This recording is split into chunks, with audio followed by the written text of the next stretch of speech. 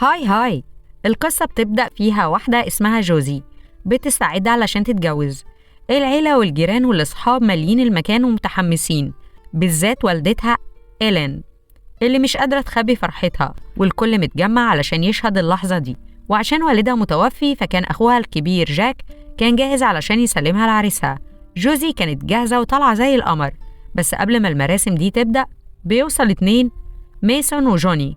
ميسون بياخد مراته كيرا اللي هي كمان صاحبة جوزي الأنتيم، بياخدها على جنب وبيقول لها خبر بيقلق، وبقلبه مكسور كيرا بتدخل تقول لها الحقيقة إن العريس اللي اسمه ليام مش جاي. ودي قصة فيلم Forever My Girl. بعد 8 سنين المشهد بيتنقل لساحة حفلات مليانة على آخرها، فيها مغني ريفي مشهور ومخلي الجمهور كله بيغني معاه.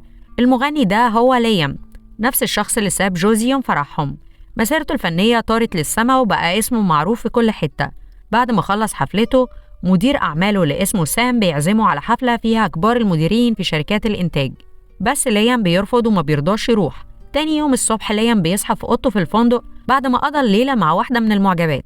في وسط اللخبطة دي البنت دي بتكسر تليفونه النوكيا القديم بالغلط، فبيجيله حالة بانيك أتاك وبينزل يجري في الشارع حافي يدور على أقرب محل يصلحه، والناس بتتعرف عليه وتجري وراه، لكنه بيهرب جوه المحل بتاع الإلكترونيات ده، والراجل بيساعده يفحص التليفون. ولما التليفون بيشتغل ليام بيرتاح جدا، لأن التليفون ده كان عليه رسالة صوتية من جوزي وهو محتفظ بيها بقاله سنين وما يقدرش يستغنى عنها.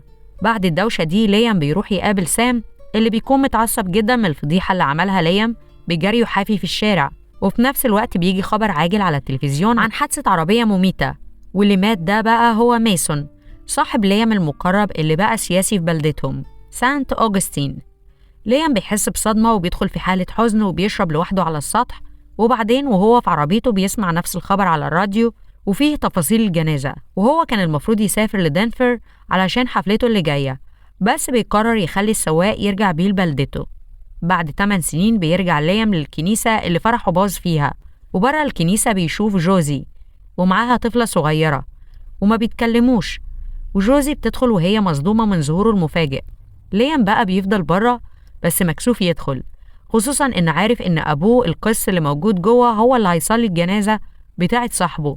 ومن بعيد بيراقب الجنازة، وجوزي بتطلب من أخوها جاك يخلي باله من بنتها بيلي عشان تروح تواجه ليام، ومن غير ولا كلمة بتديله بوكس في بطنه وبتمشي وبتسيبه واقف ساكت. ليام بيقعد في بيت أهله اللي باباه براين عايش فيه لوحده. علاقتهم ببعض كانت مقطوعة من زمان، بالذات بعد وفاة أم ليام. بيكلم المدير بتاعه سام، وزي ما توقع سام كان مولع وغضبان جدا إن ليام ساب الحفلة، وليام بيقوله بهدوء إنه هيعوض كل الخسائر، وبيشرح له إنه رجع لويزيانا علشان صاحبه مات. فسام بيهدى شوية وبيوافق يظبط جدول ليام وبيديله أجازة عشان مفيش أوبر في البلدة الصغيرة دي. ليام بيطلع عجلته القديمة وبينزل بيها في السوبر ماركت بيلمح صورته على غلاف مجلة بتتكلم عن فضيحته وهو حافي، وهو هناك بيشوف جوزي داخلة محل ورد، بيمشي وراها وبيكتشف إنها بقت صاحبة المحل، وأخيرا بيتكلموا. جوزي بتقوله إنه من ساعة ما ساب البلد الناس بطلت تهتم بيه، وإن هروبه يوم الفرح خيب أمل لكل البلدة. فجأة بتدخل بيلي، وليام بيسمع وبيحس بحاجة غريبة، ولما بيتعرفوا بيعرف إن بيلي عندها 7 سنين. بعد ما بيلي بتمشي جوزي بتوضح الحقيقة إن يوم الفرح ما كانتش لسه تعرف إنها حامل، ولما ليام اختفى حست بغضب وإهانة. حاولت تكلمه وقتها بس مردش، فسابت له الرسالة الصوتية اللي هي نفس الرسالة الصوتية اللي كل يوم بيسمعها. جوزي حست إن هي وبنتها يستاهلوا حد أحسن منه، وسمت بنتها بيلي على اسم مامة ليام تقديراً لأبوه براين. وبيوصل جاك وبيطرد ليام علشان ما يأذيش أخته تاني. ليام بيرجع البيت بالعجلة بتاعته متعصب من أبوه إنه خبى عليه إنه عنده بنت، فبراين بيشرح له إنه حاول يكلمه كتير وما كانش عارف يوصل له. ويوم الحد براين بيدي موعظة في الكنيسة عن التسامح، وليام بيكون حاضر وواقف ورا مكسوف، بس جوزي وبيلي بيمشوا بهدوء. تاني يوم ليام بيلاقي رسالة على بابه من سام مع مفتاح عربية وفيزا. بياخد العربية وبيروح لجوزي بيشتري ورد لأرملة صاحبه، وبيطلب من جوزي تديله فرصة يقابل بيلي. جوزي بتقول إنها محتاجة وقت. وفي البيت بيلي بتفاجئ أمها إنها عارفة إن ليام هو أبوها، وبتشجعها تعزمه على العشاء. في نفس الوقت مديرة التسويق بتاعته بتكلمه تفكر تستغل الجنازة كدعاية، بس ليام بيرفض وبيقفل في وشها السكة. بالليل ليام بيروح يتعشى في بيت جوزي وبيجيب لبيلي دبدوب. بيلي بتتعامل ببرود بس بعدين بتطلب منه إنه يشوف الأرنب بتاعها وبيقضوا وقت حلو. بيلي بتقوله إن أمها دايما بتشغل أغانيه وإنها عايزة تعرفه أكتر قبل ما تقوله يا بابا. وفي آخر السهرة دي بتطلب منه يجي ياخدها من المدرسة بكرة. تاني يوم بيروح علشان يجيبها بس عربيته مكشوفة فبترفض تركب علشان مش أمان، فبيستلف عربية باباه وبيروحوا هما التلاتة يقضوا وقت مع جدهم. بيلي بتلاقي جيتار ليام القديم وبتطلب منه إنه يكتب أغنية جديدة. ليام بيعزف ولما بيقوم بيلي بتمسك الجيتار وتقلد عزفه وبيكتشفوا إنها ورثت موهبته. وليام بيشتري لها جيتار صغير على قدها وبيبدأوا يعزفوا سوا. وبيقرر كمان يرجع يزرع جنينة الورد بتاعت مامته بمساعدة جوزي وبيلي، والعلاقة بينهم تبدأ تدفى تاني. وفي ليلة بيلي بتبات عند جدها وبتسأل ليام ليه سابهم زمان، فبيحكي لها عن الشهرة اللي خطفته فجأة وإنه ما كانش ناضج كفاية.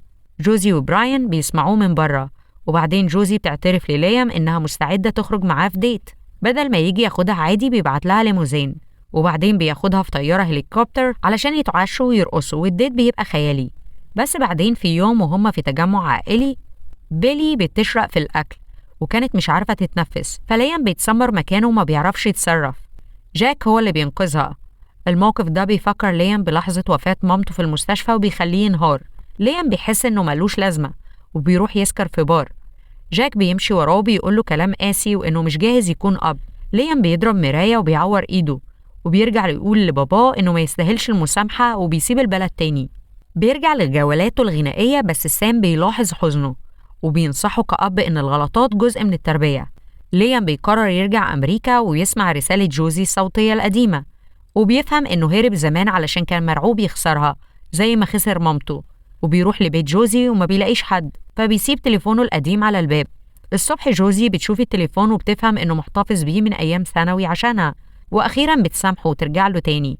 وبيكون في مسابقة للمواهب، ليام وبيلي بيغنوا أغنية جديدة سوا، وبعدها فترة بنشوف ليام في الكنيسة واقف جنب بنته مستني يتجوز حب عمره جوزي، ودايما بياخدهم بعد كده معاه في كل حفلاته حوالين العالم. باي باي.